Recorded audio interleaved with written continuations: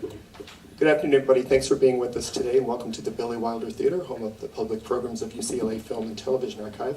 My name is Shannon Kelly. I'm head of public programs for the Archive, where it's our great pleasure to be inaugurating this 3-month experience through Indian Eyes, Native American cinema, in which the Archive, for the first time in our 35-year history of programming, is taking a comprehensive look at the contributions of Native American filmmakers throughout the territories of the United States and Canada. And I also want to quickly say that in undertaking a work of this scope, we're also mindful that we're observing the work of and the cultural production of many nations around which the United States and Canada are privileged also to make a home. And we're especially pleased that in the context of doing this on our first outing of this ambition, we're doing so with the help and friendship of so many people of importance to this movement, some of which you will be seeing and interacting with today, these wonderful filmmakers who've given us their time, and whose films are also going to be shown in the program. To introduce each of them individually, I'm going to leave to our moderator, but I would like to introduce Dr. David Delgado Shorter of UCLA's World Arts and Culture Department, who's also affiliated faculty with the American Indian Studies program of UCLA, and who's going to be helping guide us through a discussion of some rather large topics as we sort of map the terrain of the undertaking that we're beginning this weekend, and which will last through the middle of December. I want to mention that our film programming continues this evening with a double feature of 2 of the works that will be discussed here today, Shelley Niro's Kissed by Lightning and Randy Redroad's The Doughboy.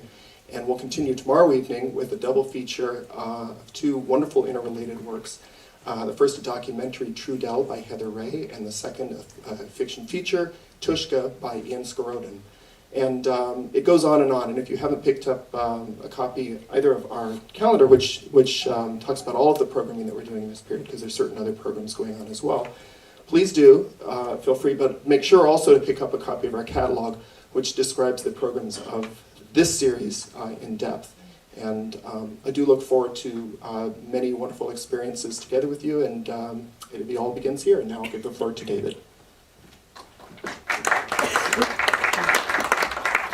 Thank you, Shan. I want to first, of course, acknowledge and state our intentions to respect the land of the Tongva people and the indigenous people on whose land we are currently occupying. I'd like to start off by saying that, as well as holding in that same space gratitude to the series, to the UCLA's archive. Thank you so much for putting this series together and to bring such luminaries to the stage. If you don't know already, I figured it's appropriate to just do some brief introductions. Chris Eyre, this is amazing to be so close to him in some ways, because I've been teaching Indigenous filmmaking since '96. And when you choose to teach a course that surveys all of Native film and filmmaking, you have a lot to choose from, and to choose between skins and skinwalkers, and I mean, you have to do smoke signals. I have to just first of all say thank you so much, Chris, for coming today. Shelley, Niro, amazing. I can't believe I'm on the same stage as well. Photographer, painter, filmmaker. I think that her 1998 Honey Moccasin was sort of a game changer for teaching women making films, and I like her other films. I feel like she's doing a really great job of blurring the division between art as an object and art as process, and I think I'd like to talk about that a little bit later. And of course, we're going to be graced to see her film Kissed by Lightning in the series. Heather Ray, I mean, AFI, Gotham, Independent Spirit, Sundance, over 40 awards. No film, I think, got the sort of publicity that that film did for showing bordered issues. I worked with the Yaqui for the last 27 years on both sides of the US-Mexico border, and with Frozen River, I feel like to show women's issues, to show how women are caught up in cycles of violence, to show how it feels to be bordered by another nation state, no other film. I mean, it's just fantastic. Randy Redroad, I mean, shorts, documentaries, the director of Doughboy. It has its fingers on a pulse of a major issue, and in some ways, his examination of blood as a signifier of identity is, I mean, 14 years later, that's now commonplace in scholarly books to question that. And yet his film is raising consciousness on that issue through the filmic medium, which I think is perhaps the most important medium lately. And I'm not just saying that because I'm based in LA, but as an educator who's constantly trying to deal with teaching students about white guilt and colonialism, I have to tell you, film works. thank you for coming to join me in that conversation. Just briefly, I've worked with the Yaqui people of the US-Mexico border area for 23 years. I made my first film last year, and I don't think I will ever do that again. It was just a short, but it taught me a bit about the industry. I've also have an industry consulting company that's been working with Hollywood agencies in making scripts better about representations of Native people and my secondary research area, the paranormal, which I'll let you sit with that for a bit. And I can tell you after 4 years of doing this, they always want to hear my opinions about the paranormal, but they really don't care about my opinions about Native representations. And when I put them in contact, if, for example, Disney wants to do a film that's about Kanaka-Maoli or Hawaii sort of myths, and I say, great, let me put you in contact with someone that I know who's one of the fantastic Kanaka-Maoli leaders there. Within a week later, I get an email saying we've decided not to work with them, it's just too difficult. I want to talk a little bit about that today as well. I started teaching college courses on Indigenous film in 1996, and because this panel is about surveying the landscape of Indigenous filmmaking and its history, I just want to take about 3 minutes to not name drop, but to bring some films and filmmakers to mind in order to enrich our sense of how we've come to here. And we're just gonna skip the first 70 or 80 years since Nanook and get to, as recent or late, depending on how old you are, the 80s, which brought us Powwow Highway and Broken Arrow.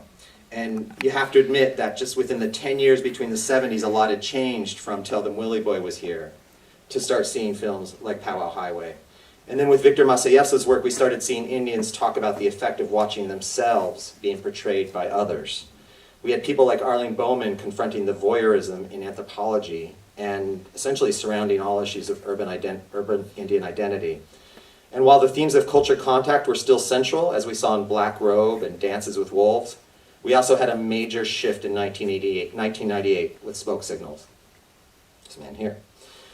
A multitude of documentaries started helping us inside the college courses, whether it was Phil Lucas's look at boarding schools and internal colonization, or watching Charlene Teeter's face mascots head on in the 1997 film In Whose Honor. Which is crazy to think we're still dealing with the Redskins mascot issue, when a film, a small little film, covered the debate so well about the University of Illinois back in 1997. It's like another case like Randy Redroad's, of where someone who's making a film actually is ahead of the curve and raises the consciousness in society of an issue that they're facing in Indian country. Film was raising awareness quite early, and it was doing it from multiple tribal perspectives. Indigenous film was using animation to demonstrate mythology in Stories from the Seventh Fire and Barbara Wilkes' film Emergence. Indigenous film was making horror movies based on those tense myths, as in Sean Morris's Kusa Hakwan. HBO was at least talking with Native editors and writers, as they did for their series Grand Avenue. Native people were filming first-hand abuses to land and body in Chiapas, thanks to the Chiapas Media Project, and with the American Indian movement's use of cameras, which I was one of those people who would take cameras into AIM situations to film them for the archive. That's just the 90s. Right there, that's all the 90s alone. And I'm not mentioning all the ethnographic films, the museum-produced films, the art house films, other independent films.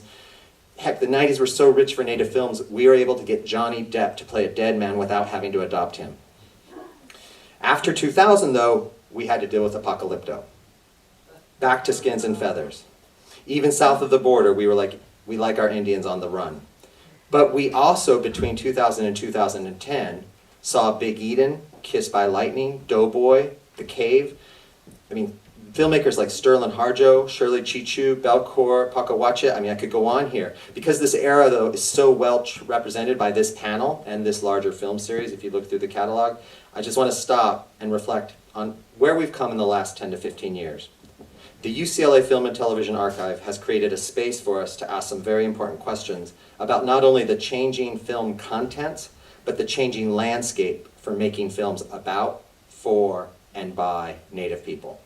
And because this is a panel discussion, I'll start us off with some questions, but please know that because we're such an intimate group, all of your questions should definitely be just asked. Raise your hand and let us know. Shanna's got a mic. So I'm going to start this off with something I was reading this morning, completely unrelated. It was by a UCLA alumni, and she's the African-American director of The Secret Life of Bees, and she did Love and Basketball. You might know her, Gina Prince Bythewood. And she was asked to reflect on what it means that Hollywood would make 12 Years a Slave and the receptive audiences to Fruitvale Station all within the same year. And this is coming from an African-American director. I thought this was really interesting. They said to her, it's clearly a sign that making films about African-Americans is getting easier. And her response was really simple, not at all. It's as difficult as it was 15 years ago. She says, as soon as studios hear that your leads aren't white, the funding disappears. So I guess I want to talk about this, not so much about the race issue, but let's start with the intention of the panel, which is how does this compare or contrast to Indigenous themed films, what she's describing?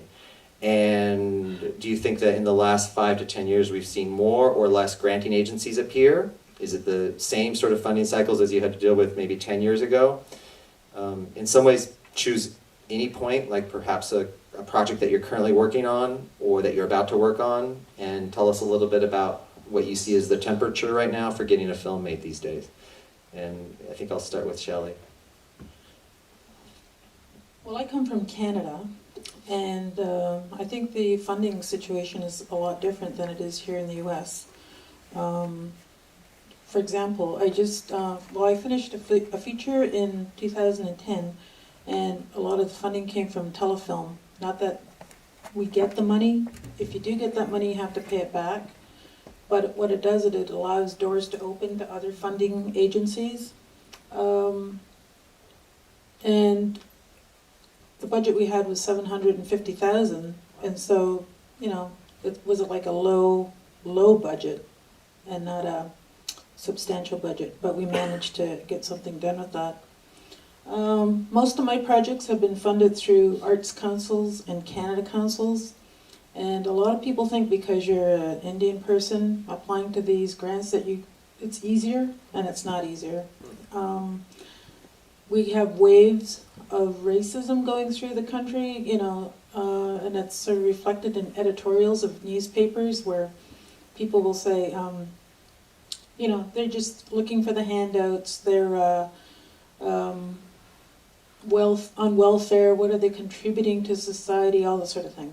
And so with that in mind, I find sometimes it's harder to approach funders or even producers saying, I have this project, I'd like to see it worked out. But then again, because it's government funding and because Stephen Harper is not the friendliest person to arts organizations, you're sort of on your knees a lot. Telefilm had a program 5 years ago called Featuring Aboriginal Stories Projects. And with that you could go through this process where you'd have a project, you develop your script, you could work with a story editor and get it to a point where it was producible. After 4 years, they said, no, we're not doing that anymore. And it's like, of course, the Aboriginal film producers went, you brought us along so far and then you just cut us off right here. What's the next step? Like, what are we going to do? And then they said, well, we have this other project, micro budgeting, and you can apply for $100,000. And it's like, I don't think that's going to cut it. But then I went to this telefilm budget meeting where they invited all the filmmakers to come, and telefilm is going to tell what they're doing with the money. And one of the things that they started off by saying is, this is what we want to see happen. We want to see successes in the theaters, which doesn't happen too much with Canadian films in Canada even. We want to see Oscar potential films produced. And the whole audience went, oh, like what? So we were like, everybody just kind of, what? So that just kind of showed you what kind of political atmosphere you're involved with. And again, I just blame Stephen Harper. That's my personal opinion, that they were trying to, appease him because he is the one who's kind of goes along and cuts, like he cut out the National Portrait Gallery just by saying, we're not going to do that, And telefilm's always kind of in that position where they're afraid of being cut out too, which we don't want to happen. So it, it just creates this sense of like, well, what are we going to do now? So That's great, and it also helps us think a little bit about how changing political landscapes affect film funding and what viewers want to see and what they're ready to watch. If there's already something taking place nationally that has them at odds with what we would call a native perspective, then the funding's going to be more difficult. Yeah, I think it is. Yeah. Can we jump to the U.S. side and think about like major productions, Chris? And I mean, do you see the same thing? I don't know. From my vantage point, it seems extremely difficult to find money for movies. I think it was easier, 10 years ago, on the heels of the explosion of independent film in the late 90s. There were still people showing up, after that. And I always likened it to, a house party where everybody came and at 6 a.m, there's empty cups and bottles in the yard and everybody still thinks it's happening. It's like, it's over. Don't you get it? It's over. They show up in the yard and they're like, yeah, but we're here. We've made it, You're like, it happened last night. It's over. So it just feels difficult just because of the tide, I think, of the time that we're in, which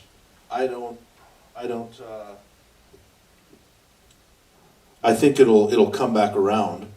So I mean, it's just, tides, and I think that kind of independent voice will come back around.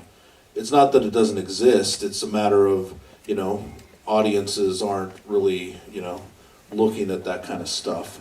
And we fall squarely in, movies about something, which is too bad when you make movies about something.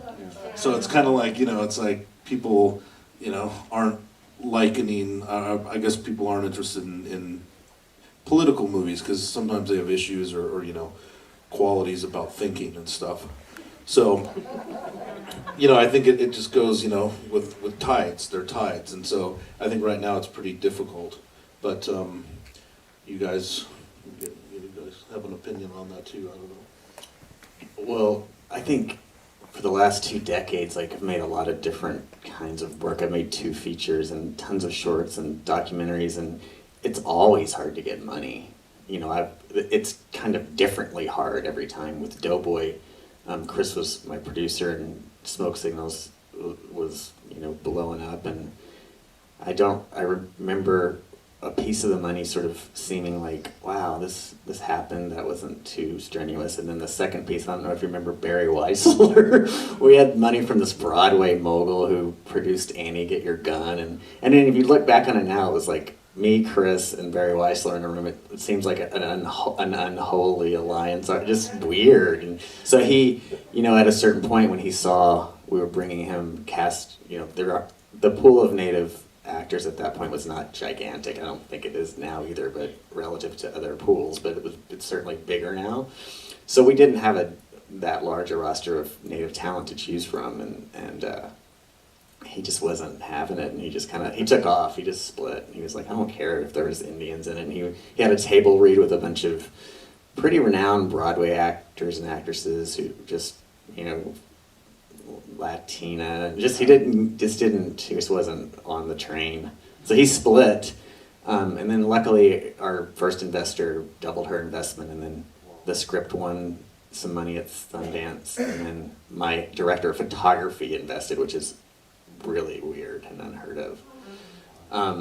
But then I just made my second feature all these years later with it, Heather produced, and co-directed with Russell Friedenberg, and there's no Indians in it. There's a bunch of savages, and that money, both times it began with an unholy alliance, because Heather and Russ, we were like, wow, we've been, because you get a lot, you make 2 films or 4 films or 6 films, that means you had 24 that were really close and fell apart at a certain stage. So there's that piece of the story, but this money came because Heather and Russell just asked this wealthy man for like $150,000. Because his wife wanted to be in a movie. We were that desperate to get something made. And we didn't have a script. We had this idea based on a weekend that we spent together. And so we had a table read a few months later, and of course she can't act, and we had to leave that money. But in that interim, Russell wrote a script really fast, and we started getting, Amy Smart interested, and so it kind of became the second domino. And so it's a weird and difficult process. One had natives in it, one didn't. It's just always hard. Michael Hoffman, whose film The Best of Me is about to come out based on the Nick Sparks film, he said, he's a good friend of ours, he said, movies are hard to make. And I do believe, like, when you reduce all of the ways that they're hard to make, they're just hard to get to. They're kind of self-fulfilling prophecies, and the obstacles are myriad. Whether the content is political or whether it's not, they're pretty difficult to get going. So. Yeah, I didn't want the conversation to be all about money today, or about the barriers in the industry.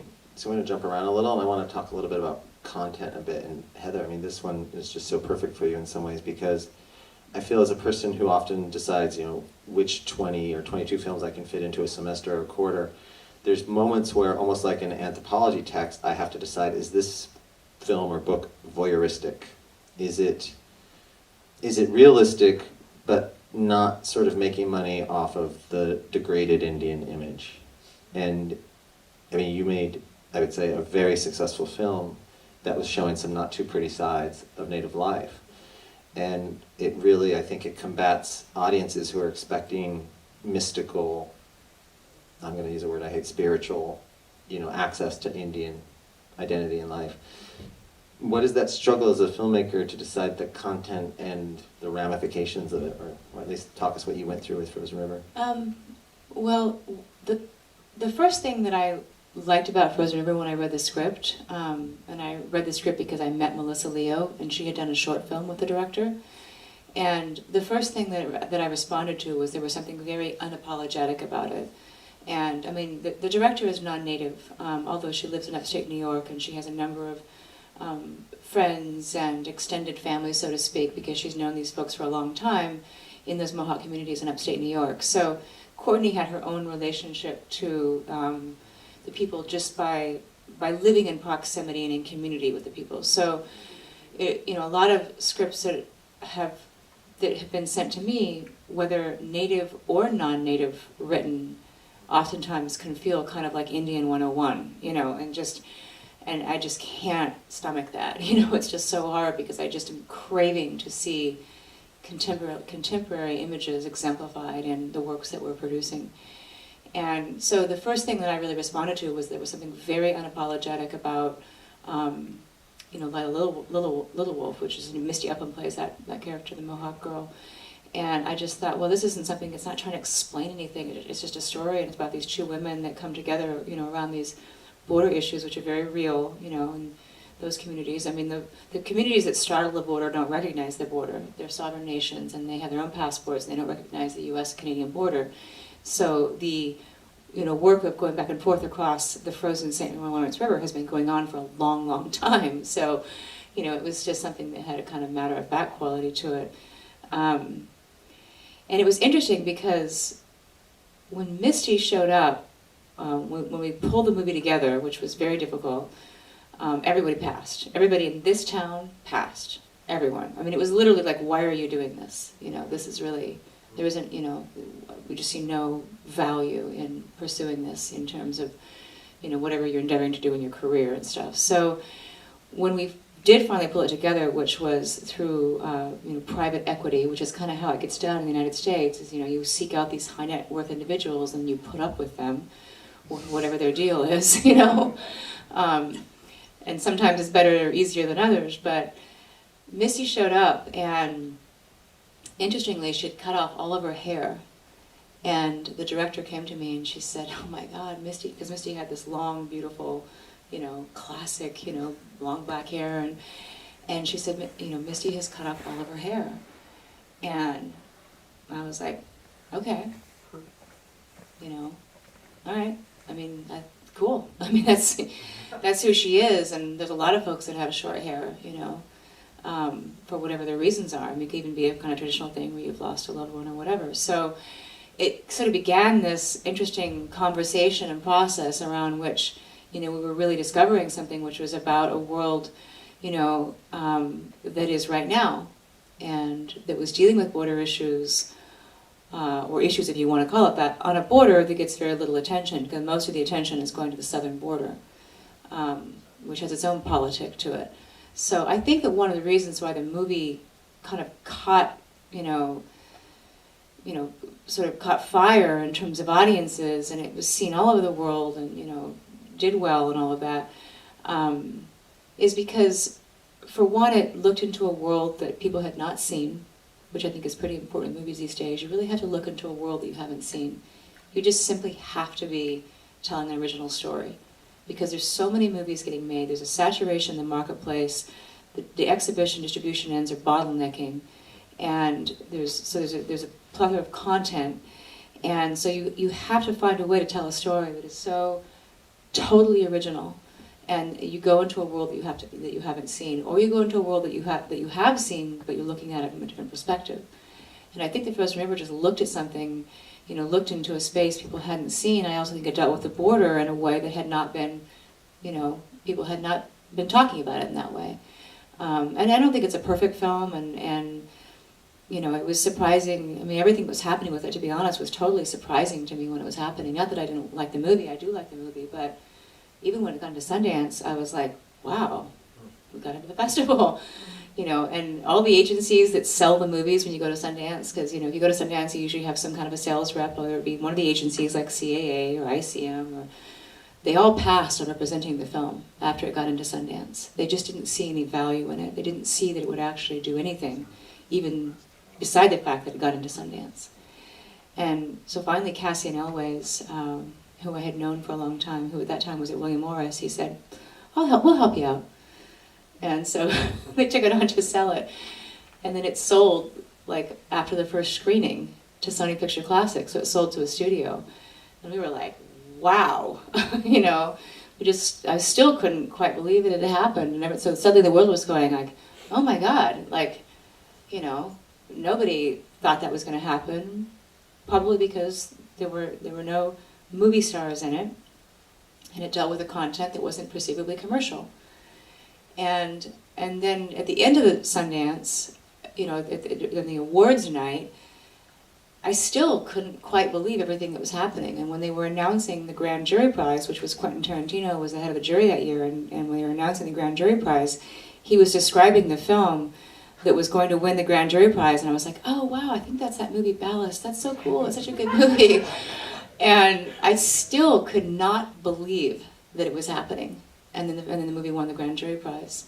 And then it went on to win about 25 Best Picture awards, and was nominated for 2 Academy Awards, and all this stuff had happened. And I'm telling you, each step of the way, I couldn't believe that it was happening. And that's on me too, because I'm so in the mindset that, nobody cares. Nobody cares. Nobody really wants to see these stories, So I have my own ways in which I've internalized that. And for as great as all the Frozen River stuff was, and it was cool, it's been 5 years now, it doesn't make a difference. It doesn't mean that it's that much easier. I mean, I would say we're in a very anti-Indian sentiment right now in terms of the industry. That's my experience of it. And both Shelley and Chris were saying, there sort of are these waves we go through, but even a scripted television series that we've been developing and putting out there, and it's really also catching fire and a lot of interest. Now 2 companies, big high-profile companies, have said, we don't really think that you need the native storylines.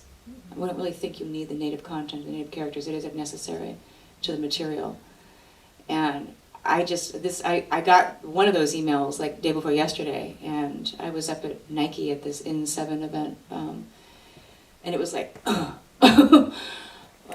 oh my God, seriously, I mean, it's part of what makes a story in this particular television series, this pilot, and this, this series so powerful. Is it's looking at, a group of people that it's just a world you haven't seen, and it's incredible. There's so much, it's endless what could be done going into exploring this world.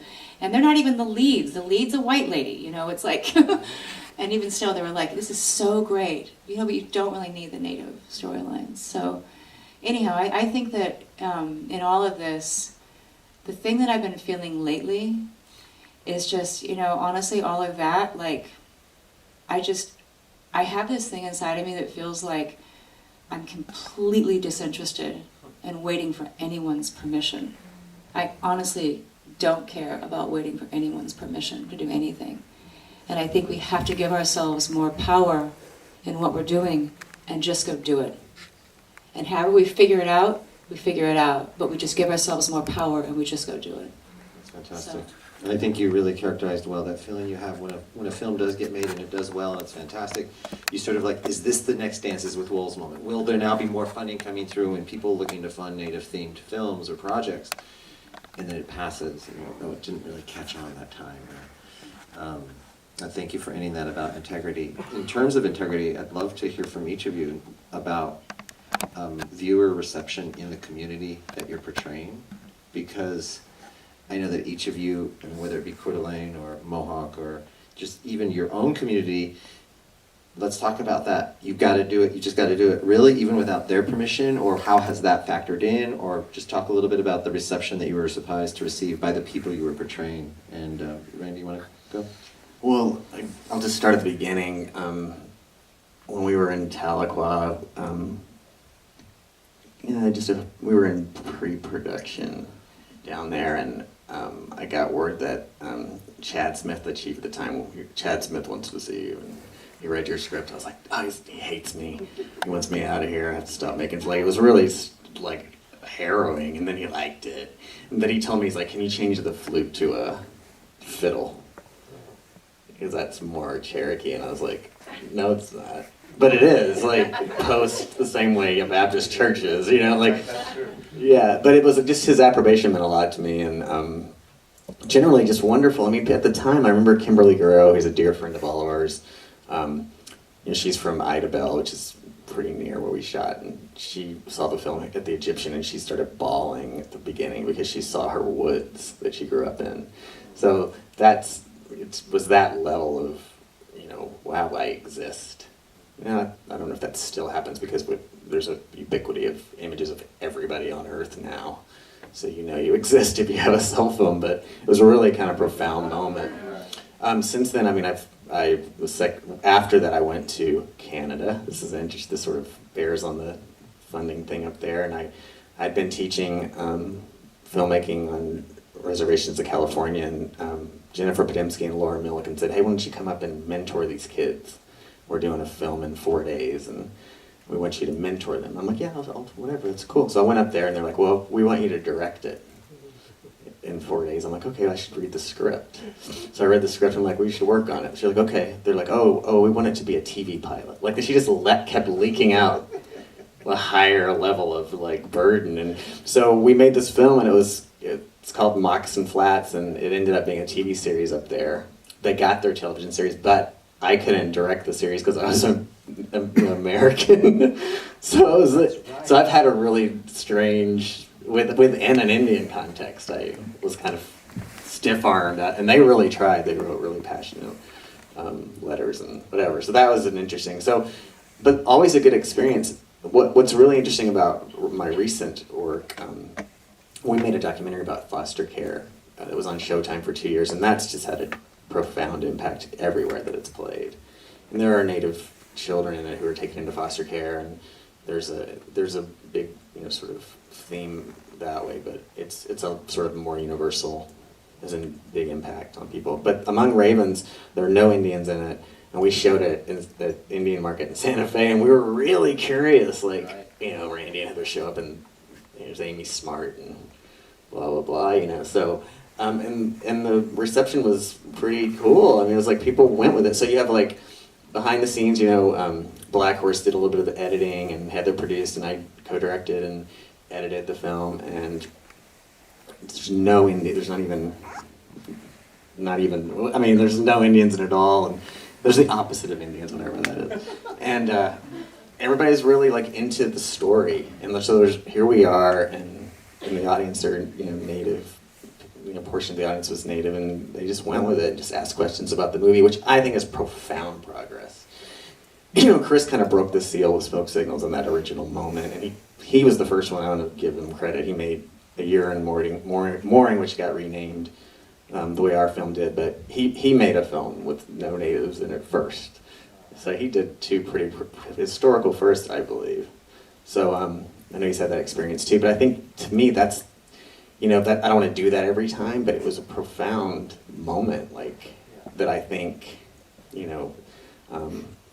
I don't know if it's, I think that's a historical moment too. And it doesn't have to be necessarily an Indian thing either. If someone recognizes themselves as being given voice inside a film, I think, Chris, you did Friday Night Lights. You've directed some Friday Night Lights. Do you have small town people in the South think, we don't play for football? It can happen anywhere. But the aspect of doing it in, was it filmed in Coeur d'Alene?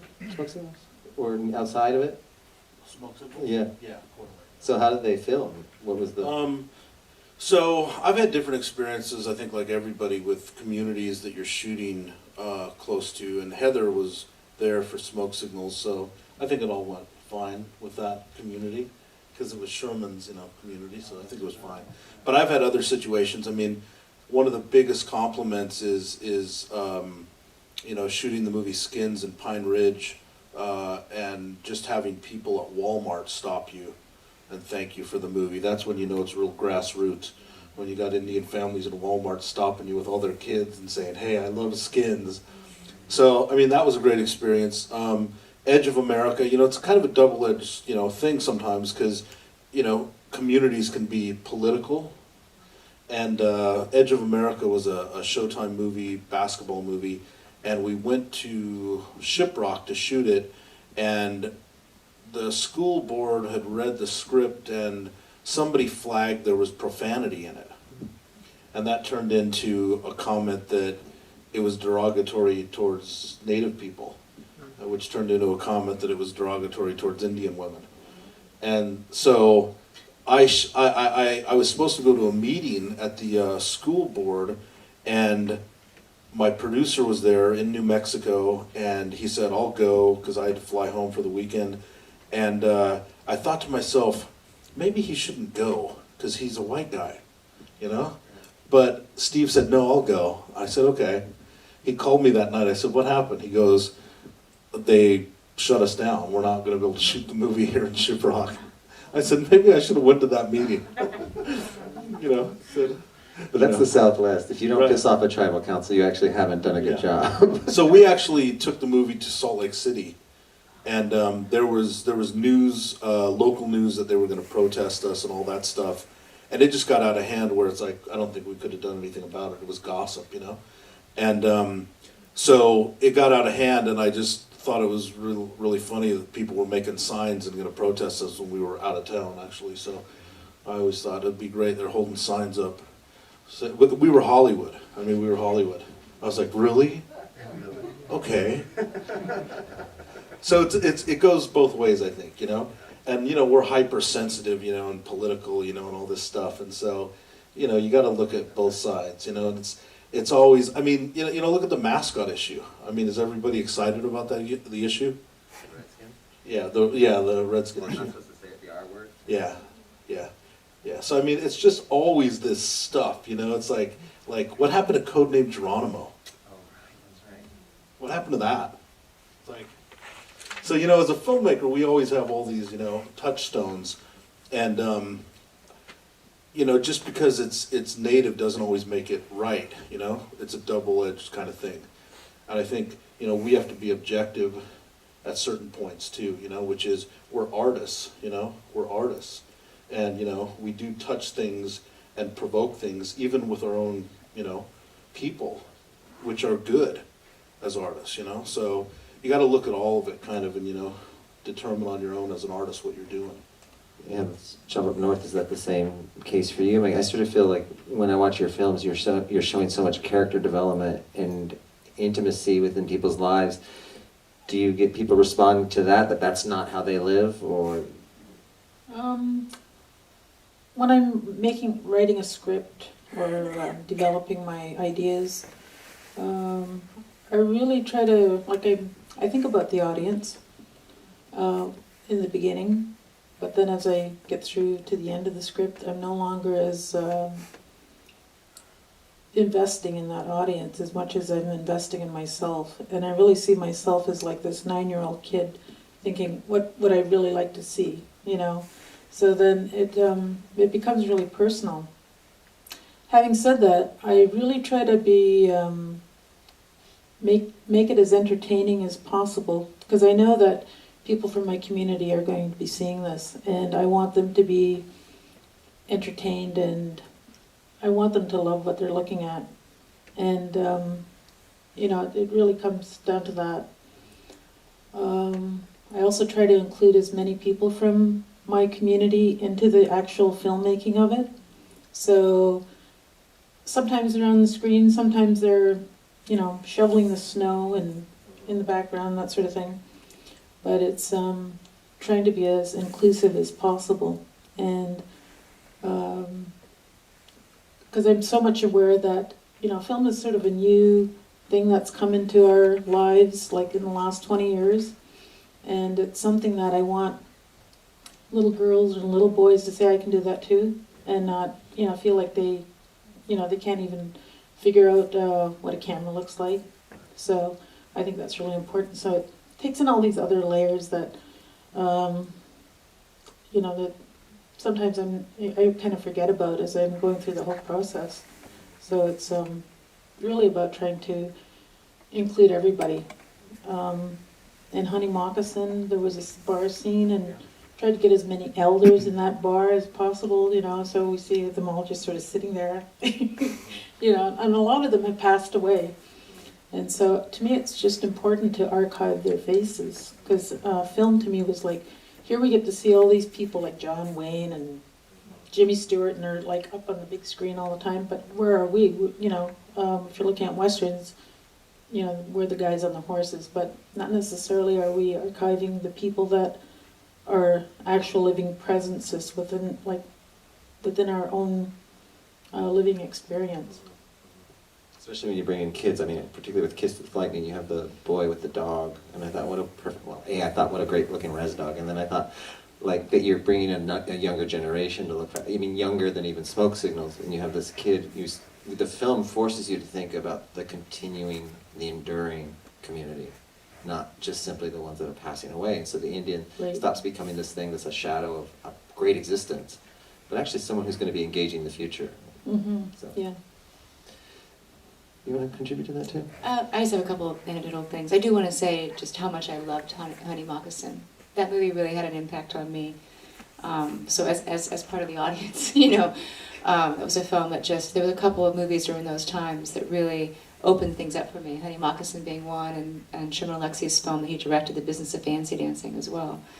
But I have a story from Smoke Signals. I did all the extras casting on Smoke Signals. It was actually the very first movie that I ever worked on. Thank you, Chris. And at some point in time, the producers decided that I was going to be kind of like the tribal liaison, and sort of be the conduit between the production and the tribe. We were shooting at Coeur d'Alene, and we also shot at Spokane. And so at one point when we were shooting on the Coeur d'Alene res, one of the main gals from the tribe called me up and wanted to have a meeting with me. And do you know this story? No, but it sounds like you protected us. Well, what happened was Coca-Cola, back in the day when there was actually product placement, Coca-Cola contributed some funds to the production, and, you know, cases upon cases, probably a couple of truckloads of Coca-Cola. So in all of the craft service and in the scenes with, you know, the Coca-Cola, you remember the big dinner scene with the table with Coke cans all along and whatnot. So anyhow, you know, one of the gals from the tribe called me up and said, we'd like to have a meeting with you. And I was like, oh my God, what could it possibly be?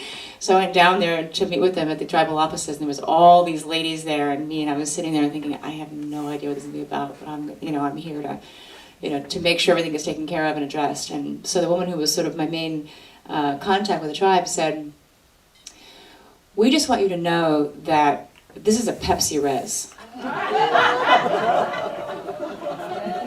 This is not a Coca-Cola res. And this is Pepsi res. And I was like, okay, totally got it. Like, all right. And I sort of tried to explain, like, well, Coke was a sponsor, so they gave us all this Coke, and we have to use it. And it's like, you know, but I said, listen, no problem. I'm going to make sure that the production gets Pepsi for craft service, you know, and we're going to take care of this issue. But it was very funny because Coca-Cola and Pepsi, you know, divide up the country into their territories, and Idaho is a Pepsi territory, and that was a Pepsi res. And there's one other story that I would share just briefly, and that, you know, speaks to the question. When Randy and I were in Oklahoma to show that Showtime documentary that we did about foster care, it was a conference on Indian child welfare, or whatever it was. And so we were there, you know, participating in this conference on Indian child welfare, and we showed the documentary, which is called First Circle. And when we were done with our presentation, I walked out, you know, to go into the foyer of the building where we were presenting, you know, the auditorium. And there was a line of people, this always makes me emotional, and that I guess had come from various parts of the state, you know, Native folks from, you know, Oklahoma, which was obviously, there's a lot of folks there. And they were all there with their copies of Trudell, the documentary that we did about John Trudell. All there with their copies of Trudell for me to sign.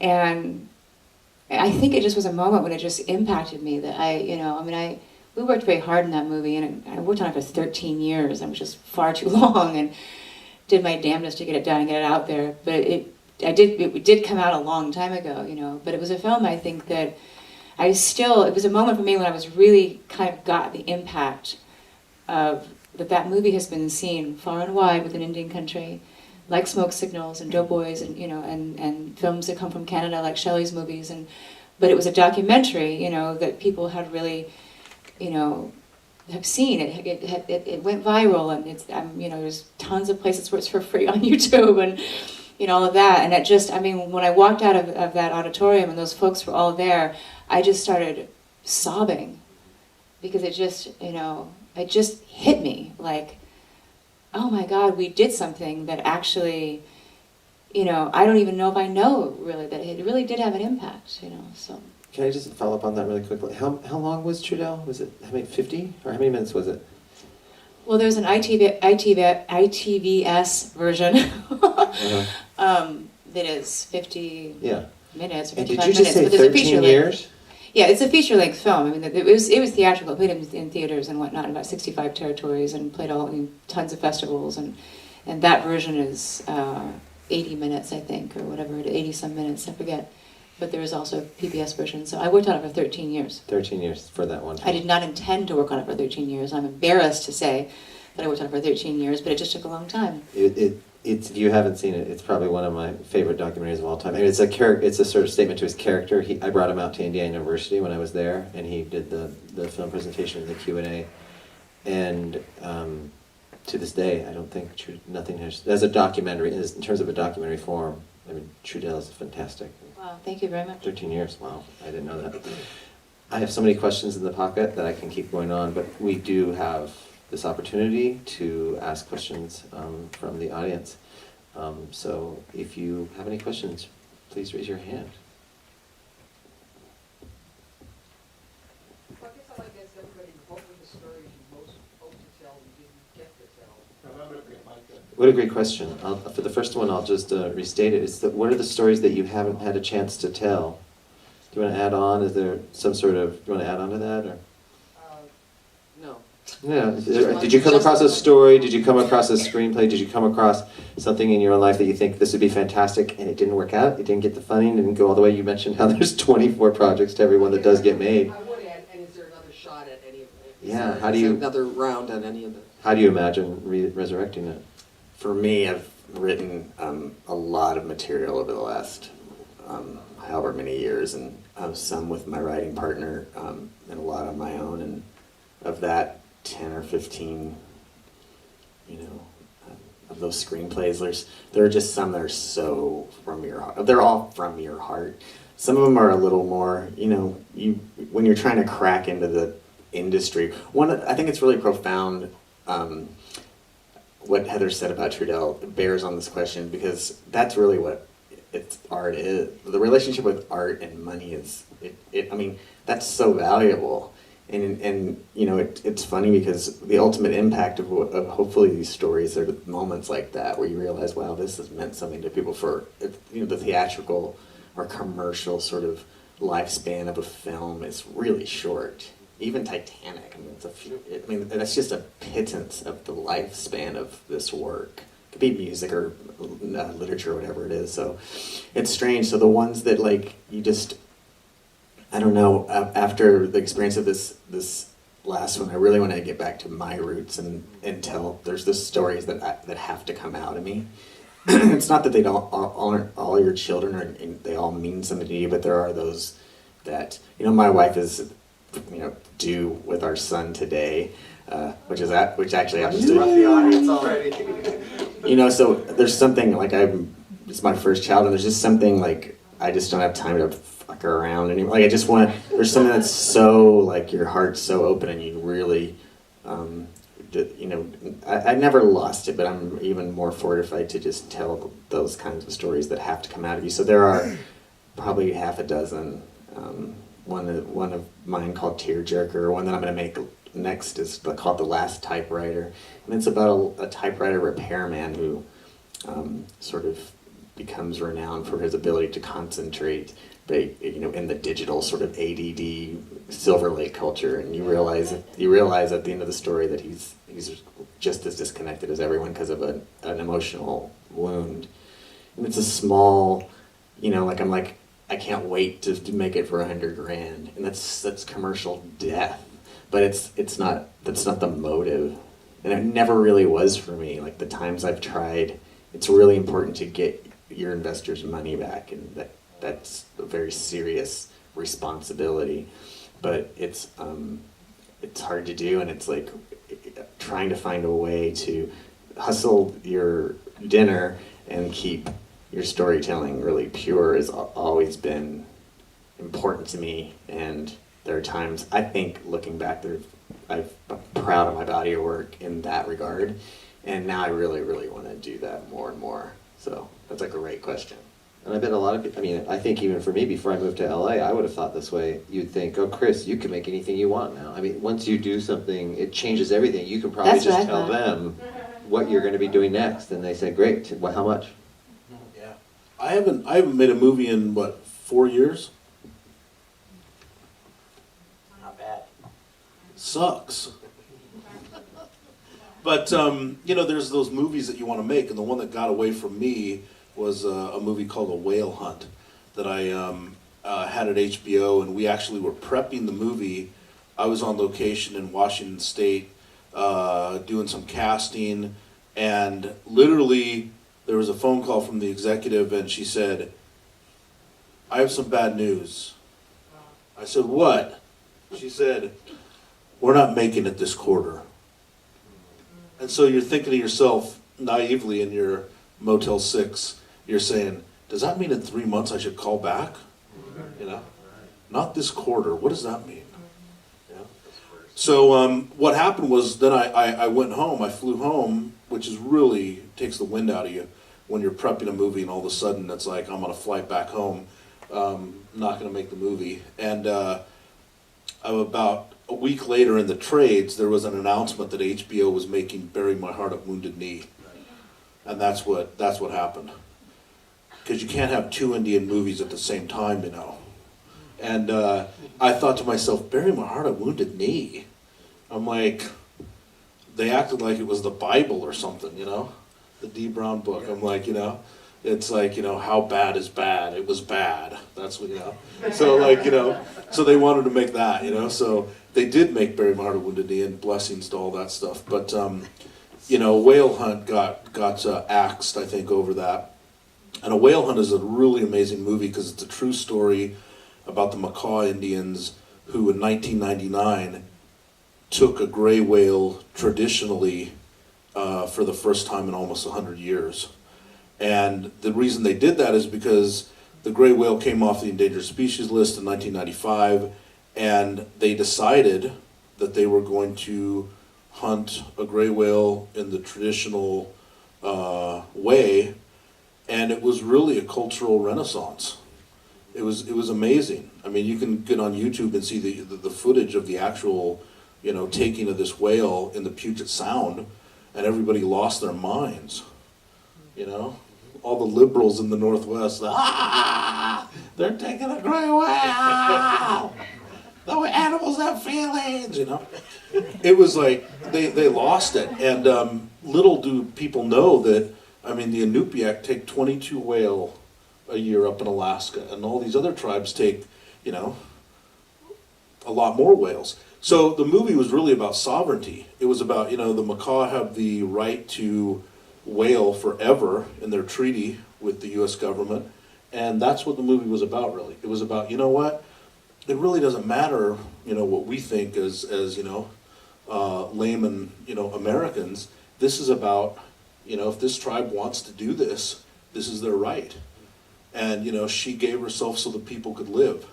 You know, that's the belief. And so that was the one that got away, and hopefully you'll be able to do it. I'll be able to do it sometime. Well, Chris, it's a perfect one to do the follow-up.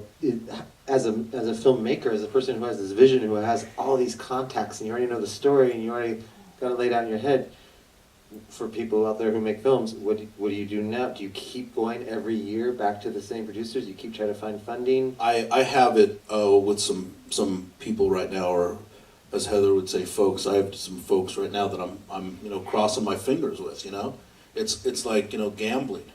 You just keep pulling the slot, and you're like, I hope this hits. You know, appropriate. And so I have it out to some people right now that I'm hopeful that something will happen with it. Awesome. Shelley, you want to take that one? Do you have some pieces that didn't get made and they were so close and you were... Well, right now I'm working on a script that's finished called The Incredible 25th Year of Mitzi Bearclaw, and it takes place in Northern Ontario, and I wanted to make a film that focused on young people in those areas, because in Canada, and I think it's much like the US as well, there's such a high phenomenon of suicide amongst young people, and you know, the violence on the reserve, but it's not concentrating on that. I'm trying to make it into a situation where it kind of opens up those doors for other people to go and see that, you know, instead of closing up the newspaper saying, I don't want to know anything about that, I'm just hoping that it opens it up. So I'm so OCD about this project, it's crazy, you know. I just think, I feel like my dog, and I know there's a boiled wiener in the fridge. It's like, give it to me, give it to me, give it to me. So, and that's all I think about. And until it gets done, you know, I'm crazy. Yeah. Yeah.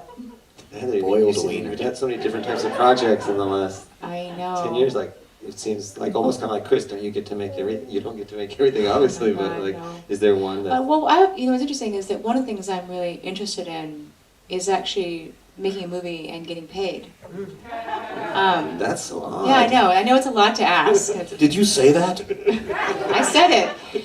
I have deferred my full fee on the last 6 movies that I've produced, and because of the collapsing budgets and the shifting economy in the industry, you know, just changing, the tides of change, and so that's something that I'm really interested in. And if that means the film is native and non-native, it isn't as much of a concern to me, because I really do feel like that there's a kind of indentured servitude that it's been wearing me down. It's affected my health and my well-being, and so that's something I'm interested in. Is actually kind of a kind of sustainability that just giving myself more power in that sense. I'm going to produce Randy's movie Tearjerker, which is a beautiful, poetic, lyrical film about an obese, porn-addicted trucker. Doesn't that sound like a bunch of money? I would watch that. That's a winner. Totally commercial. I don't think you need the trucker. Exactly. I know. Exactly. We've heard those stories. And then something else. I mean, a story that I really, really want to tell, and I'm going to possibly figure out how to write to do this. Is I was lost in the woods for almost 2 weeks when I was 12 years old, on my horse, and survived. You know, it was an extraordinary journey. In a lot of ways, it was like a rite of passage for me. I mean, I came out of that experience really being afraid of very little, and you know, dealt with bears and rattlesnakes and all kinds of things, and it was really extraordinary, because I really did after that experience have the sense that there was very little that I was afraid of, because I'd sort of already. And I remember I moved to New York when I was a teen, and somebody one day said, "Oh my God, you're from Central Idaho. I mean, how is it being in New York?" And I looked at him and I was like, "New York? Like, you know, I looked a bear in the eye many times actually. So it wasn't like I just didn't. I had the sense of like it isn't even." So there's something in that story that I feel like, you know, for young people, for young women, to have stories that give them a sense of what's possible and to give them a sense of courage, young people in general, and even Native folks like myself who didn't grow up like traditional, and you know, but that, you know, I grew up with Native culture and tradition and spirituality being the through line. I mean, I don't know anything about Christianity or any other kinds of religions really, but there were certain things, and I'm sure in a more traditional sense, like some kind of a, you know, something when I turned 13 that would have, you know, been like a kind of rite of passage. I mean, I didn't have that experience. So that for me was that. And I think a lot of young women these days, from whatever their cultural backgrounds are, don't get to have those experiences of those rites of passage, and young men as well. Sometimes it's through sports, sometimes it's through other means, but I feel like the movie could be that. And then the other thing that I'm starting to explore is working with storytelling through the single image, and so I'm kind of pushing a little bit further into my own, into photography, which is something I've been doing for a long time. And part of my focus for the next 2 years is to do large format photography, like, you know, big negatives that can blow up big, and document Native people in a contemporary sense. And I'm starting with the folks upon whose land we are standing and living, the Tongva and the communities that are right around here. And I just really want to I want to have, you know, images of the people now. Fantastic. It's such a fertile question. Thank you so much for posing that. Thanks. Yeah, absolutely. Thanks so much for all these wonderful stories. I'm like so proud that everyone's here. My 1/8 Native is having a blast now. So go Taínos. I'm from Puerto Rico, so and I'm 1/8 Taíno. Anyway, I would love to know if anyone here has actually approached the tribes in Southern California, who have so much money, like the Morongo. I have friends of the Morongo tribe that have a lot of money by birth. What has been your experience approaching tribes, if you've done so? And not even Southern California. It's such a great question to ask. Historically, we see now self-supporting, I mean, in Minnesota they've had self-supporting tribes for a while, but now that you have self-supporting tribes, how has that changed the funding game? Because, like, again, there's this whole, like, white knee-jerk reaction, well, they're so wealthy now. And some of them are. So how has that changed things for you? Has it just increased the amount of people you can go to? I've had horrible experience with trying to find money with tribes. I've never had any tribal money to do anything I've ever done, and I've approached tribes numerous times because it's a classical, you know, comment, which is, you know, go to these casino tribes and get money. So I've pitched to them a few times, but you know, when you really look at it, I mean, my tribe has a casino called Lucky Star, which is not a very wealthy enterprise, and I'm sitting there thinking to myself, where's my $40 per cap that I get, you know? And I'm like, I'd be kind of pissed off if, you know, oh, we gave it to some filmmaker to make a movie, and it's not about our tribe, it's about another tribe. It's about, you know, the Cherokees. No, I'm just kidding. It's about, you know, it's about another tribe. And you're like, there's this idea that, you know, all these tribal members should be morally responsible for telling stories about all other Indians at the expense of their own income, you know? And, you know, people can't understand why, tribal members wouldn't say, here's my money to make a movie about Geronimo, you know? Right. Well, I'm not Apache, but here's my money, you know? And so I haven't had any success with tribes.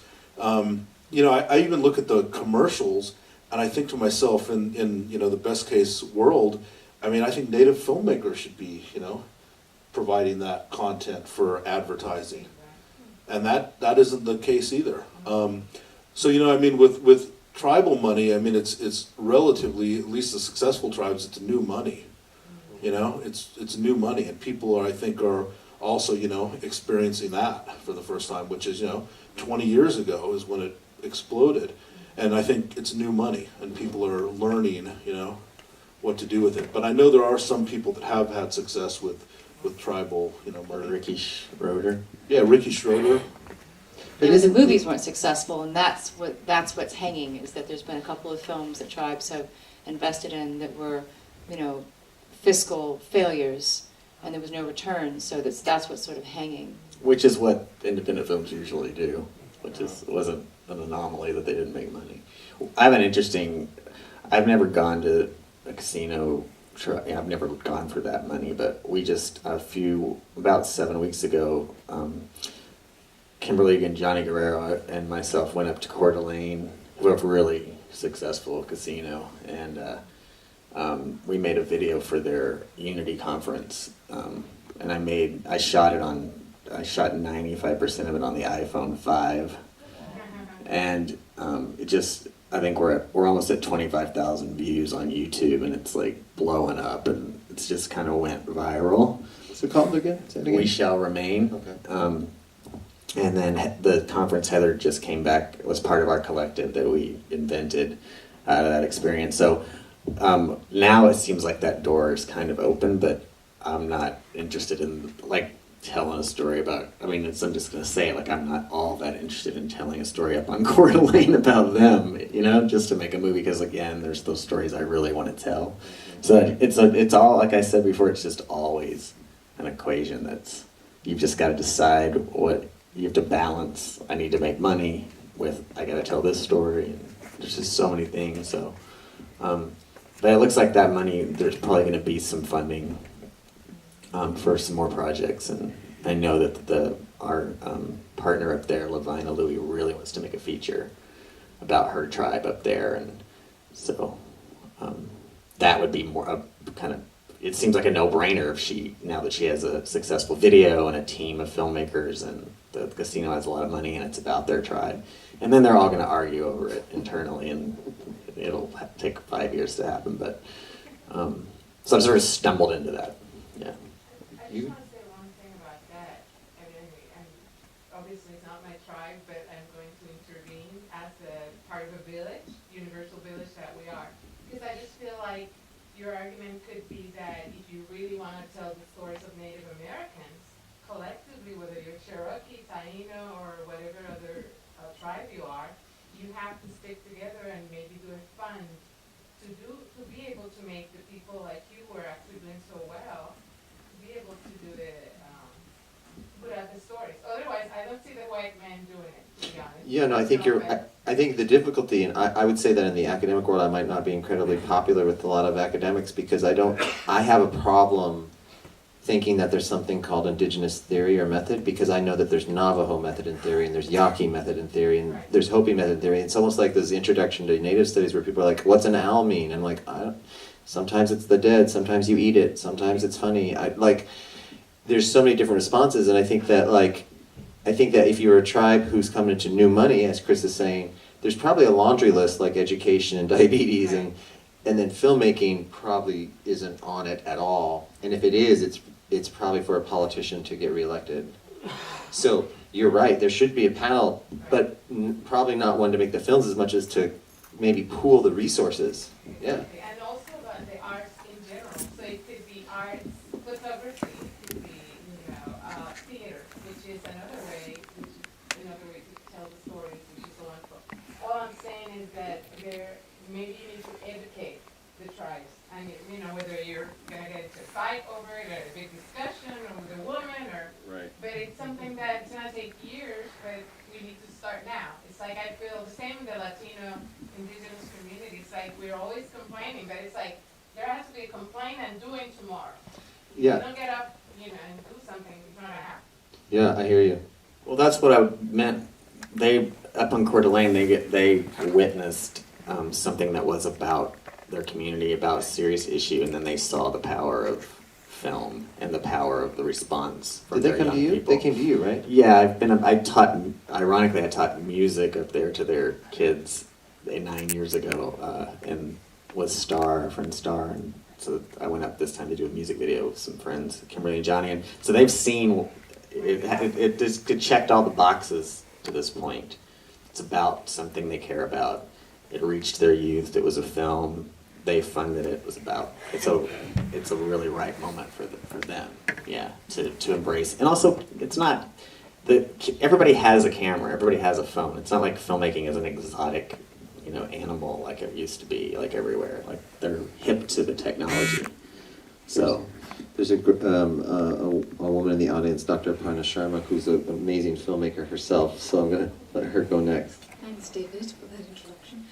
I had a question. I wanted to know a little bit more about the avenues of training you had as filmmakers. How did you get trained in filmmaking?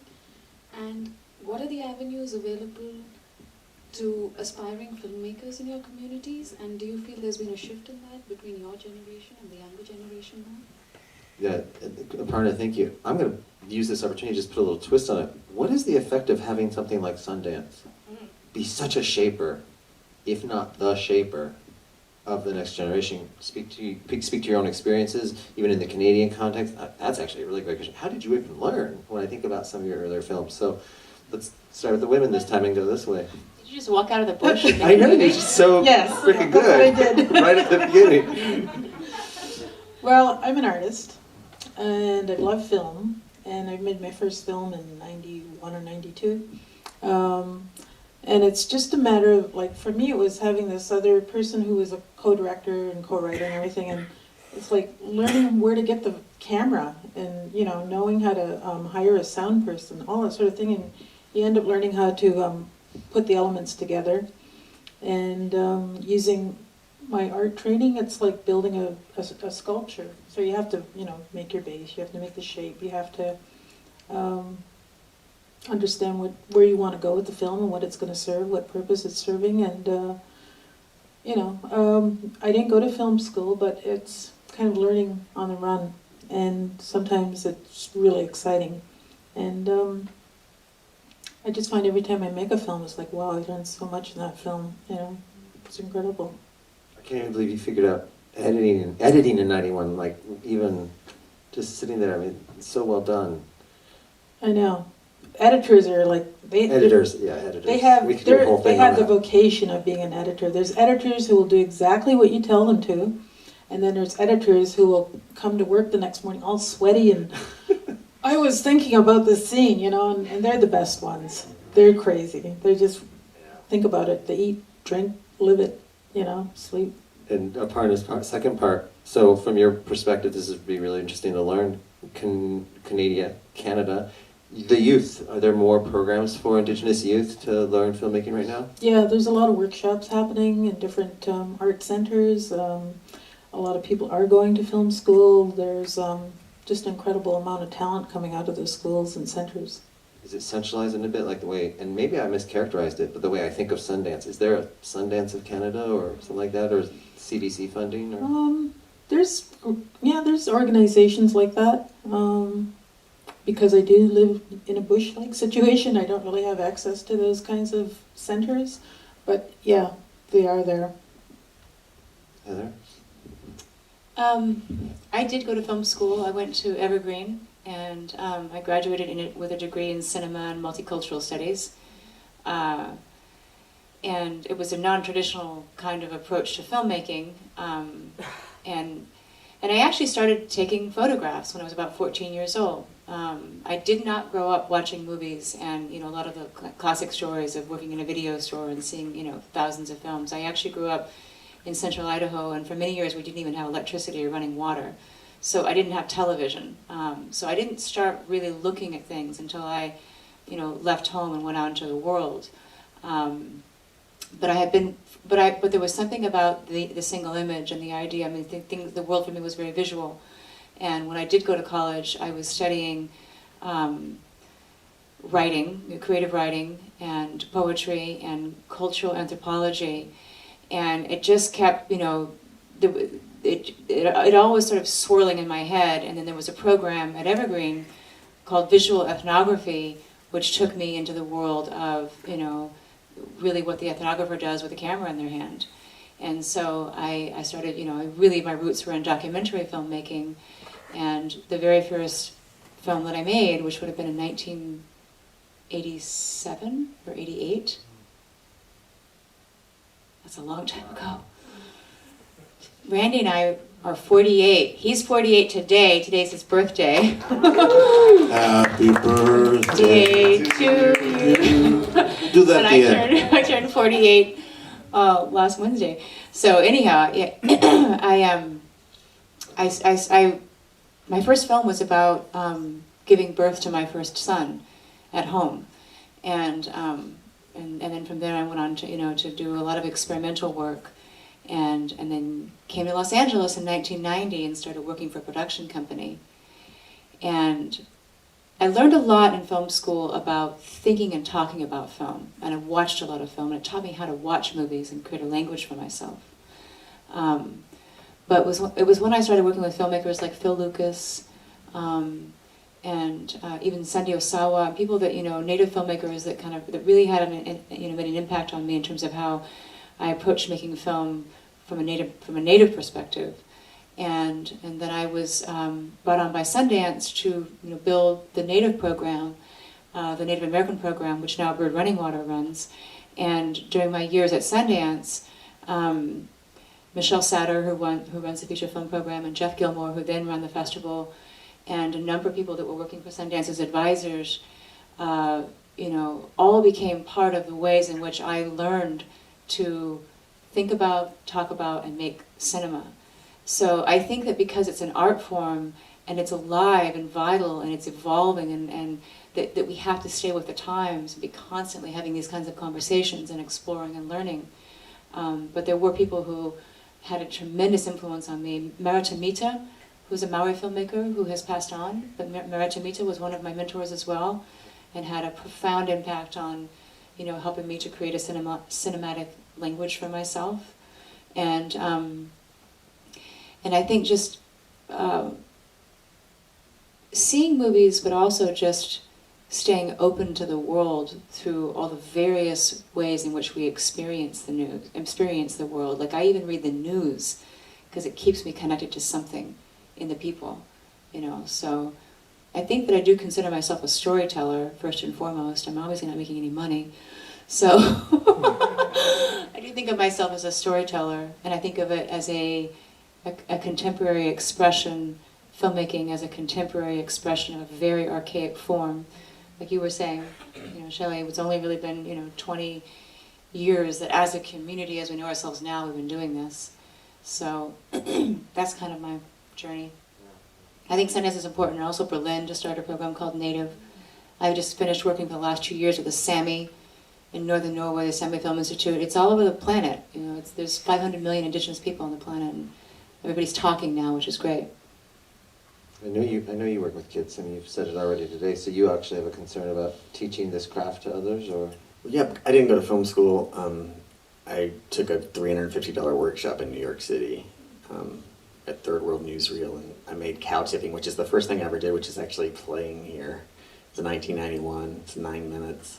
It's kind of like wincing to think that it's playing, because it's like that old photograph where you're like, man, I really look like that or whatever. So, but that kind of fanned the first little flame, and made a couple more shorts, and then I was chosen for the Sundance Directors Lab in 1994. And so I made my movie 7 years later or something like that. It took a long time still. So, but yeah, the second part of the question is how different is it, like, in terms of the technology?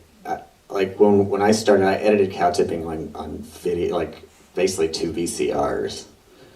I cut Haircuts Heard and High, were my first 2 shorts on 6-plate moviolas.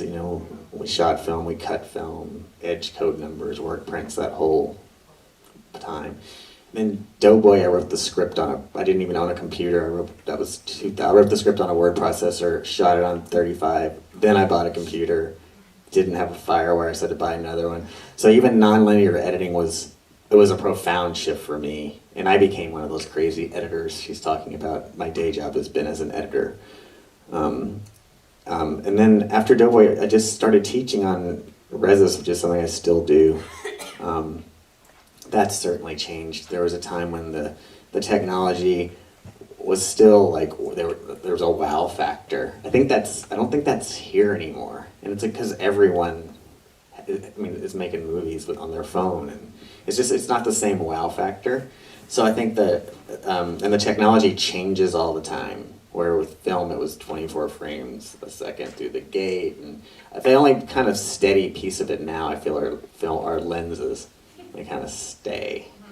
But everything else constantly changes. I recently did my first professional job on Avid. I finally had to leave Final Cut Pro, and I'm like, damn it, man, that's happened to me again. And now there's, it's just constantly, like, that just wasn't part of it before, where you had to constantly, expand your vocabulary of the technology. It's such it outpaces other pieces of it, which I think are more important, which is the storytelling.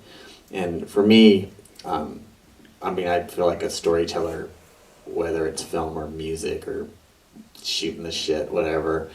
I want to write a short film called Boiled Wiener because of what she said. So your brain's constantly churning this stuff.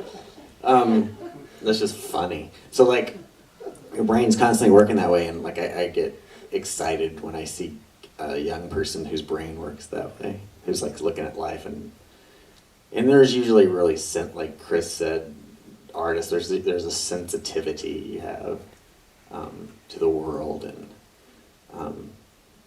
but the technology is so different from the Akatsuki Film Academy that Heather and I taught in California about 10 years ago. Even from then to now, I had to re-educate myself if there was a chance that it was going to get funded again recently, and I was like, wow, I don't even know the cameras now. It changes that quick. So you're always in film school and the tech, somehow renewing yourself in terms of the tools of the trade. And then I feel like, as a storyteller, I feel like I have something to offer after all these years, hopefully. Just that there's certain things I hold dear about structure and, voice and vocabulary, and, from whether it's screenwriting or, directing. And I guess sharing that with younger people is exciting, My story. There's a book series that I co-edit on American Indian films and filmmaking, and Chris was interviewed for the one for Smoke Signals, our top-selling book in the series because it's so popular as a film. We also have one on our Tarnarjawat, and we have an interview with that filmmaker. You spoke a little bit in that interview with Joanna Hearn about it, but can you rehearse here? How'd you get started in it? What was your training? Did you think, I'm going to make films? I had a pretty boring way into film, which is I went to school for it. I started out doing photography in high school, and through an Indian education program, one of my mentors gave me a 35 millimeter camera to take pictures with. And that really was the whole spark that made me go, wow, I want to make movies. So I did an associate's degree in television directing, and then I did a media arts degree, a bachelor's in film and theory, and then I did my master's at NYU in graduate film. And then I went through the Sundance Labs, which I still think are second to nothing else. I mean, Heather and Randy and, Shelley can explain it more, but I mean, there's nothing even close to that experience by way of workshops or labs, in my mind at least.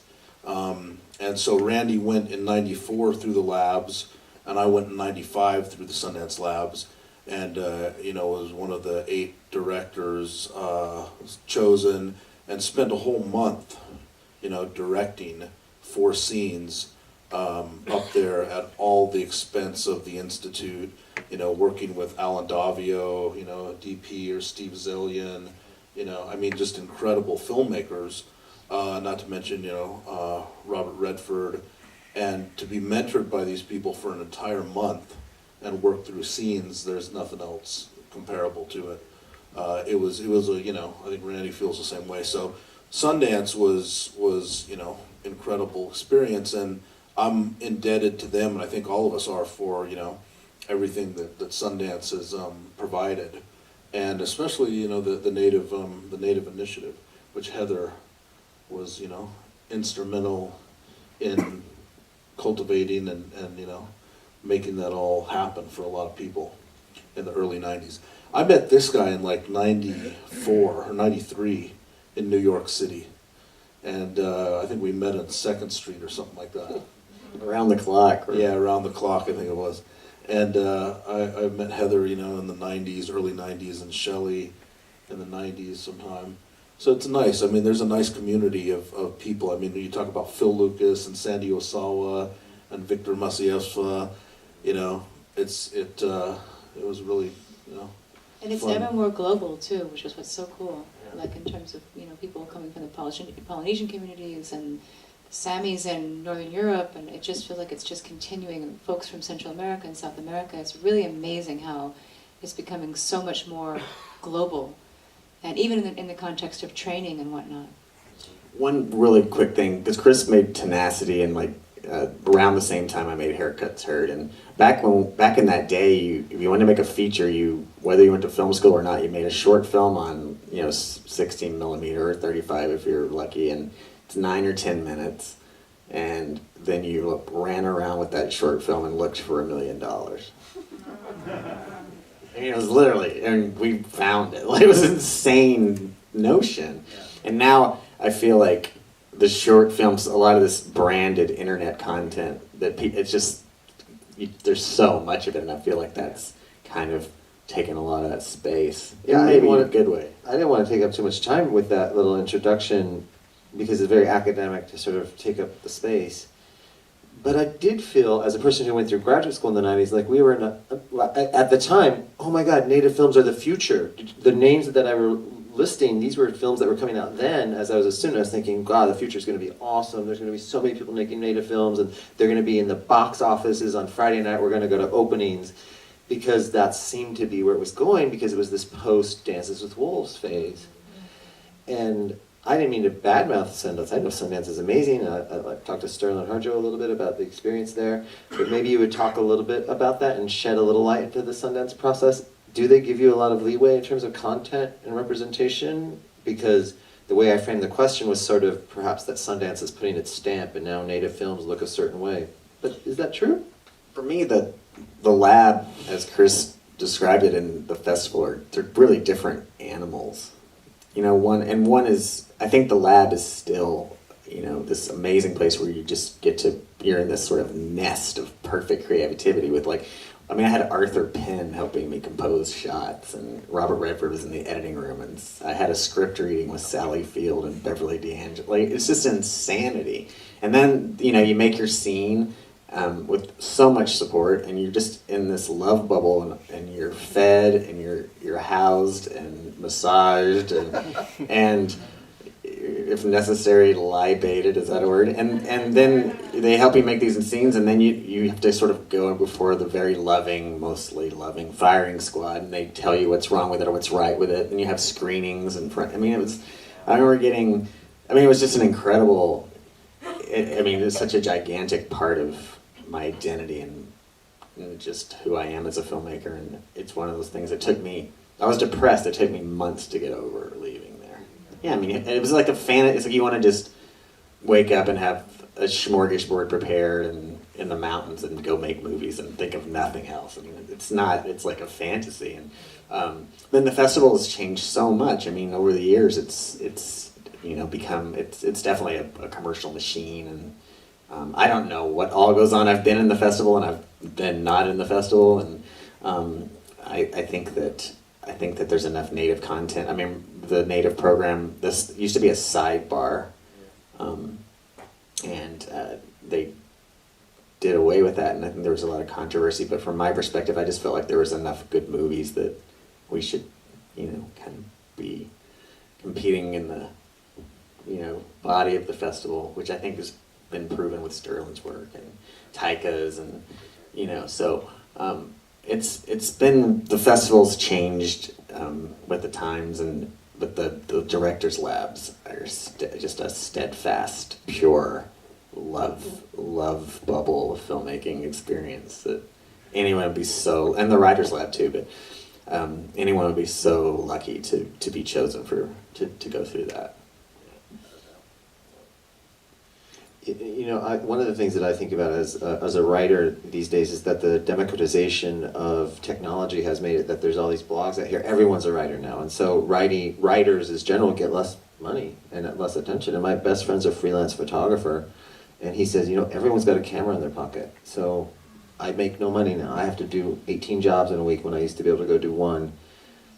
I've never had an opportunity to sit with some filmmakers and ask about that exact same sort of lens, if we could look at that as a lens to look at something. The democratization has made it possible for Maori to make films and across Latin America and Chiapas to make films because the technology is sort of sifting down and changing. But what has been the effect on filmmaking and filmmakers who, this is your profession, this is what you guys have been doing? I mean, Heather and I talked about that recently, which, you know, you're talking about, you know, Heather mentioned, you know, everybody thinks you should make a movie for free, basically. And I'm a, you know, in the union, I'm in the DGA and have been, and I remember when you used to get paid to make movies. And it's, you know, that democratization has made it, it's a great thing because everybody can make a movie. And then everybody's making a movie. And all of a sudden it's like, well, I used to get paid to do this, you know? Which is difficult now. So, I mean, Heather and I were talking about this. I was asking her, I'm like, so tell me, you know, what's going on, you know? I mean, we're always trying to find it, you know, trying to find... I called you for a job. Where's the handle? Yeah. I run a film school in Santa Fe now, Santa Fe University Film School. And it's going really well because everybody wants to make movies. There was a question up there. Oh. Hi, my name is Chris Horak. I'm director of UCLA Film and Television Archive. And Chris and I met last night already, but Randy and Heather and Shelley and David. First I want to say I love all of your films, Doughboy and Trudell and Honey Moccasin and Kiss by Lightning, and of course Chris's films too. And I'm really proud that we were able to put this program together.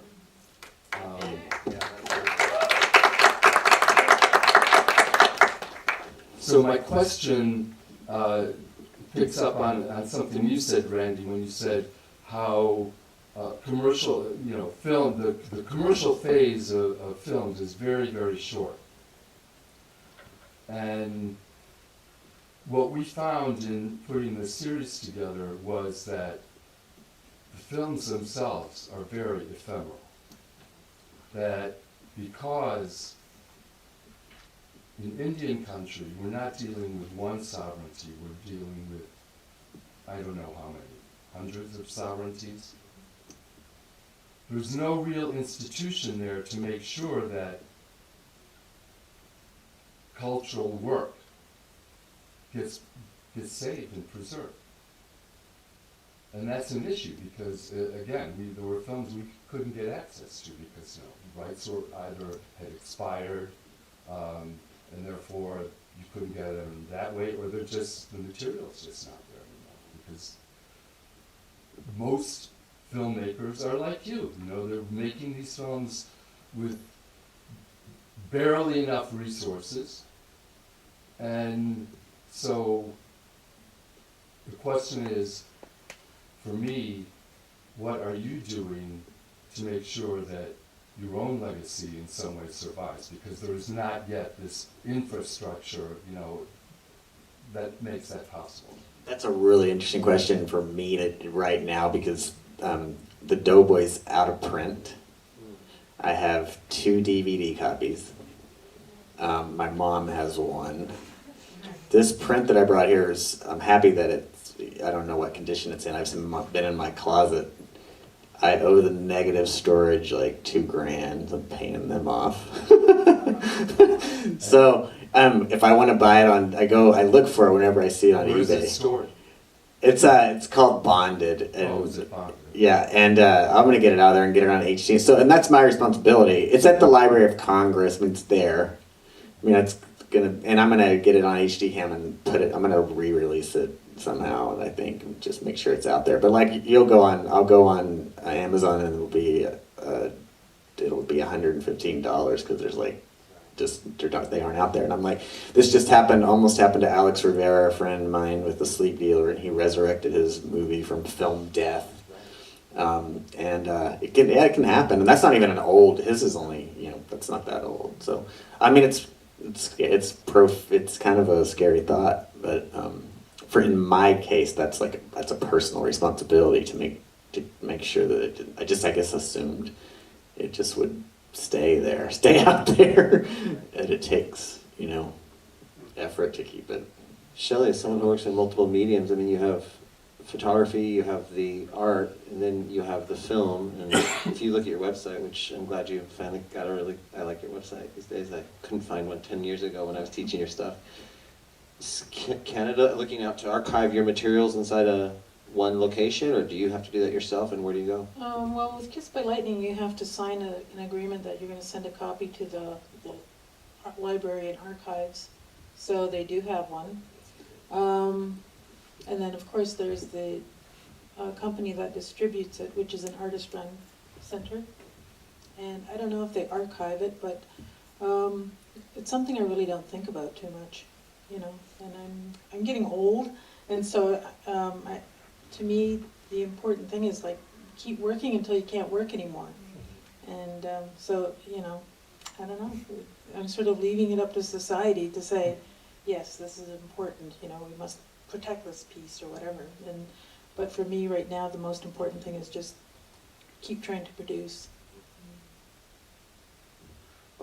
Just the question is so important because in the last time I think that we filled this theater was for the exiles.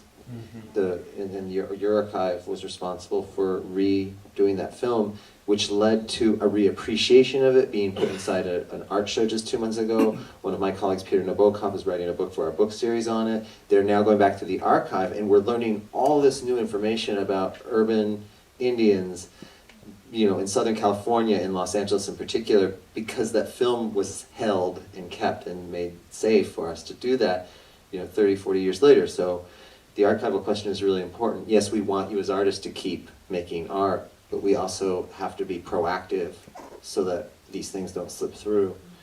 There was another hand that went up quickly. Yeah. May I just say, UCLA Film and Television Archive will always accept material on deposit, in which you have free control over, but you will know if it was. You guys have a copy of Trudeau. Thank you.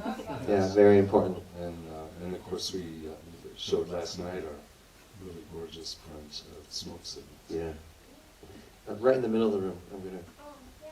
Well, I actually just want to thank you so much. I'm so glad that you're here, actually, because what you did for the LA Rebellion filmmakers also was amazing. And I sort of reading your blog about that series.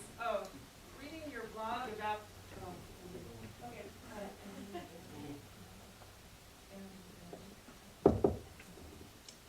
Mr. Hark, reading your blog about that series, I know that, that series and those filmmakers who went to this school, and some of them went through this program called the Ethno-Communications Program, which was an affirmative action a program that students fought for to exist in the film school at this campus. And it was Black filmmakers, Native filmmakers. Sandy Osawa was one of those filmmakers, Asian American filmmakers, and Chicano filmmakers. And I guess, though, my more complicated question is wondering about, I'm so grateful for these kinds of series. I keep wondering about putting those films in conversation, though, to tell the story of Los Angeles and to tell the story of a multiracial America. I keep kind of wondering about the value of having the individual folk have their festival, and what would happen if we put those films in conversation. If any of you have any thoughts about that. It's a great proposal. I wish someone would do it. And I think that you could, it's a great proposal, and I think someone should do it, because it would be really rich to compare something like The Exiles with Arlene Bowman's Navajo Talking Pictures, who's about being a student in a film school at UCLA trying to make money to go film her grandma who wanted nothing, or her Nale, who wanted nothing to do with her. filming, but it was about the dislocation, and it made you think about relocation, and why were there even Indians here at this point, and where are all their films? And because they were making films, it's a great idea. You should be a film organizer for film shows. Awesome. David, I was kind of wondering if this is a good opportunity to ask how the activity of filmmaking and tracking from whatever starting point, we're looking at about a 25-year history with the bulk of what we're showing, but whether the activity of filmmaking has underlined or fortified or elaborated or transformed the experience of pan-native community, both in the area that we're looking at and then maybe worldwide, because I'm aware of there being more interconnected festivals and activities and so forth, but also that there are distinct storytelling traditions and visual traditions and so forth, and now an opportunity for folks to exchange experiences and mentorship and inspiration and so forth, and what, in particular, the role of film making has had in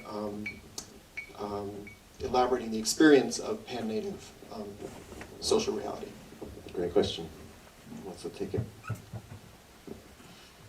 Heather. Heather, you started. You intuitively reached for your microphone. No, I put my mic up because I was going to say, Chris, you should answer this. But I want to make sure I understand the question. You're asking if the sort of couple of generations now of Indigenous filmmakers, if that has if it has lended towards a kind of pan-Indianism within the filmmaking itself or within culture? I don't understand that. Probably more within culture, so to reverse the question out from film to other experience. But certainly also I'm interested in questions of film form. I mean, I'll give you an example of it. I'm not one of the special invited guests. My film was ethnographic, and when I showed it at film festivals, it's about the yaqui. It's about an all-night ritual. We filmed for 4 days. The entire thing goes from the beginning of the ritual to the end of it, and I got a lot of heat for filming something religious because that's the one thing that no one seems to want filmed.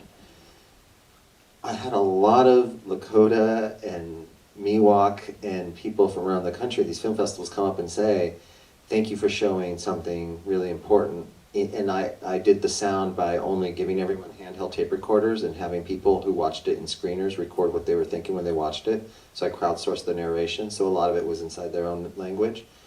And so people who weren't even understanding Yaqui were saying, we need more filmmakers, or we'd love to have film filming our religious rituals. And I had to say, do you understand how taboo that is, what you just said? Like, yes, you might feel that.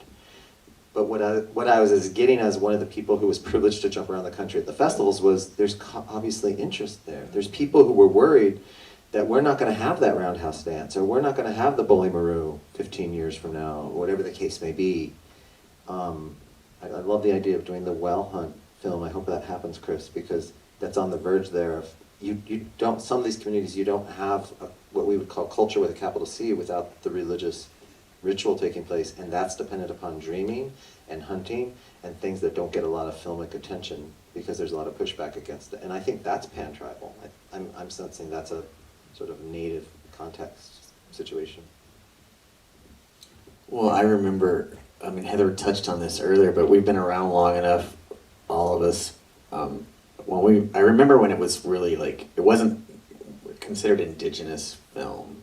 It was like Native American or American Indian, and even within that, I remember there was this real focus on the plains, and everything was Lakota. It was just like this narrow, and it was like there was a time. It sounds weird now, but there was a time when it was like it had to be the plains, you know, like it couldn't even be Hopi or like it was so weird. And like I give a lot of credit to Bird, who's a globetrotter and turns over every rock looking for the next whoever, and Elizabeth Weatherford. I have to give it up to her because she was the first one that put like me and Bolivian, revolutionaries in a room together, and I've traveled. We've all traveled somewhere around the world with the Smithsonian or with Sundance, and so it really sort of started a conversation that was global, and you form relationships out of that.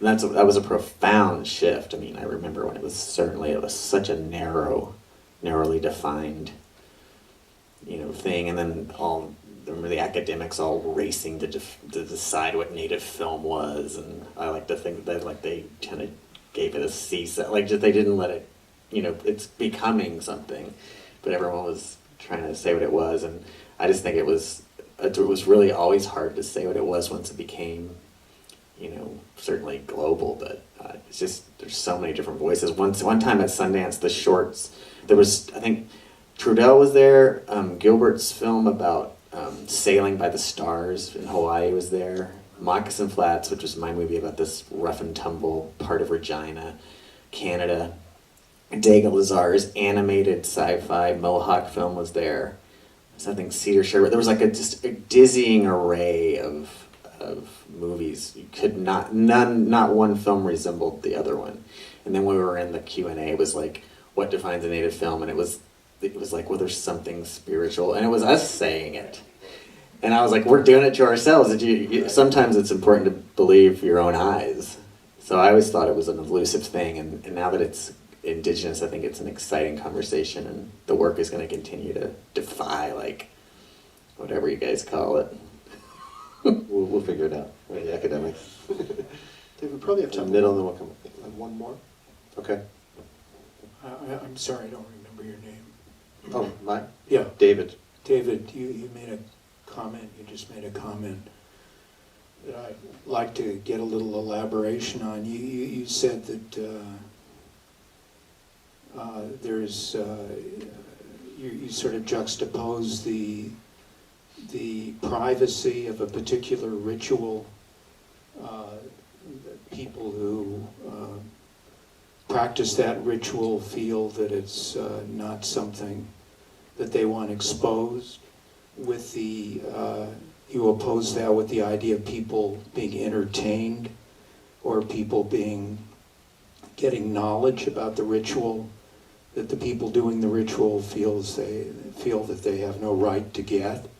And those you seem to come down on the side that says that you should trample on the rights of the people who are performing the ritual in the interest of society as a whole for finding out about the ritual, so it won't be lost in the ash bin of history or whatever. We have to make a record of it, even though the people don't want a record made of it. And I just wondered whether you really feel that. Sure, it's more complex than I was able to cover in a sentence.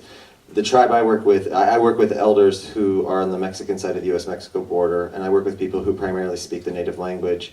And the tribal council, who wants to control all representations of the tribe, is north of the border. And so I have tribal council members who don't speak the language, who weren't even able to understand parts of the film, who did not like that the film was showing non-Christian aspects of their culture. So I myself found myself in the middle between elders who were not concerned about looking Catholic, fighting tribal council members who didn't speak the language, who want to make sure that they look really Catholic to outsiders. So I was going with the people who I'd had relationships with for 23 years, who made it possible for me to film the all-night ceremony of the death ritual of the person who I worked with for 23 years, who passed away. And his family is the only people who can say who has a right outside their house, in their household ritual. So after I made the film, I took the rough cut to some elders on both sides of the border, and I had their approval, and then I had them help with the narration, and they helped with all the subtitles and the translation. And in the end, I had the two religious leaders for the community actually ask the tribal council to get off my back, because they've decided that it's better that their kids are able to hear in their own language descriptions of their ritual than not to have it again, because that ritual was funded from the National Science Foundation. That's how I got the money to film it, is the only time that it's ever been filmed.